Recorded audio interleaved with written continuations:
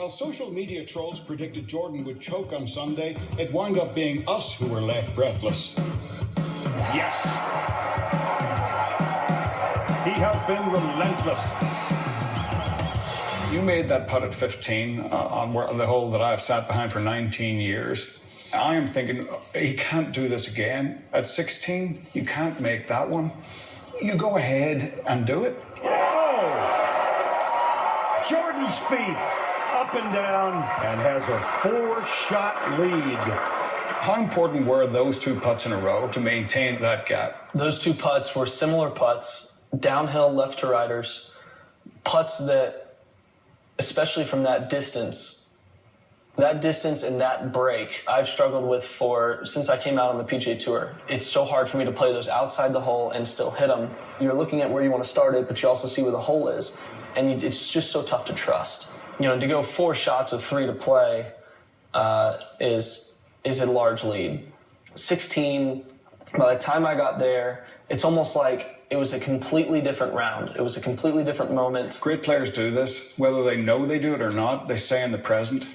You know, Michael may say, good stroke, just like you did on the last couple holes. Same stroke, you got this. You know, just think of that ball rolling in like 15. I'm sitting there going, I don't even remember 15. You know, it's crazy at that time because you do. You know, a lot of times you want to feed off of, you know, your stroke and see putts that have already gone in that day. But there, it didn't even cross my mind. I watched Tiger hit that putt in the practice round with Ben Crenshaw on Wednesday.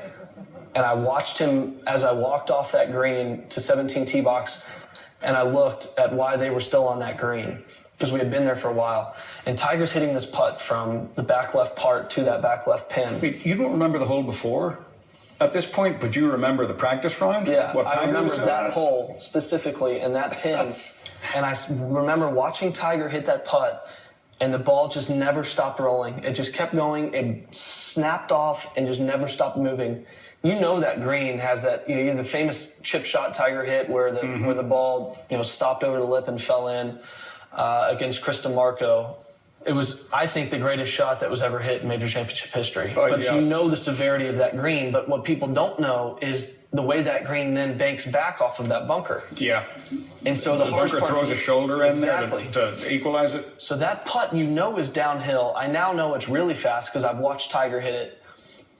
But it also looks like it's a left edge putt because of the influence of that other hill. Mm-hmm. And after watching that putt break so significantly in the practice round that many times, may have been a slightly different angle, but the point was it was going along where I thought it was straighter and it snapped off. I knew exactly where to hit that putt. It was just at that point then about trusting it in that moment, which is even harder to do than read into that putt. Yeah. Is trusting playing it where you don't think you should play it, knowing that if you miss it, you're going to have another 3 or 4 feet now. Oh, yeah. You know, it could completely change the whole tournament. And I hit the putt and it went in. You could tell by my reaction there, not only as it went in, but as I walked off that green, just how cool of a moment that was to be able to look back on Tiger Woods and Ben Crenshaw hitting it, and then to be able to have your own moment with it and know that that was pretty much going to seal the Masters for you. Did you feel safe at that point? I would have felt safe, but I double bogeyed that darn 17th on Saturday. And I'm like, you just need to get this tee shot to where you can hit the green. As long as I made 1 par in the last 2, I'm fine. And after I hit that tee shot, I hit a second shot up there below the hole, and at that point I knew that it was over. I mean, it didn't break into my face until I'd hit my second shot on 18.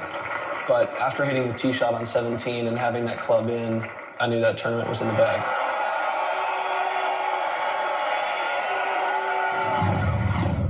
Jordan gets caught up in the media spotlight.